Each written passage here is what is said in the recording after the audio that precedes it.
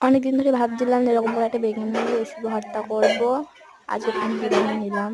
চলো প্রথমে বেগুনগুলো কেটে ওটাতে লবণ মাখিয়ে নেওয়ার পর তেলের মধ্যে দিয়ে দিলাম।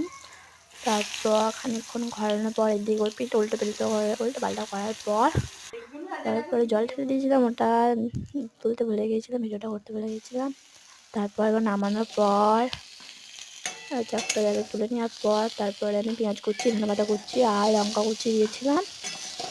ভালো করে মাখিয়ে নেওয়ার পর ও দেখো গাইস কত গরম।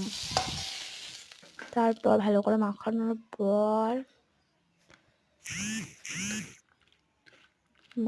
পর আমি এটা হয়ে গেল রেডি মুড়ি খাওয়ার জন্য। ভালো এটা আবার ভাত খাওয়ার জন্য ভালো। যাই ভিডিওটা ভালো লাগে লাইক কমেন্ট শেয়ার আর চ্যানেলটা সাবস্ক্রাইব করে দেবে।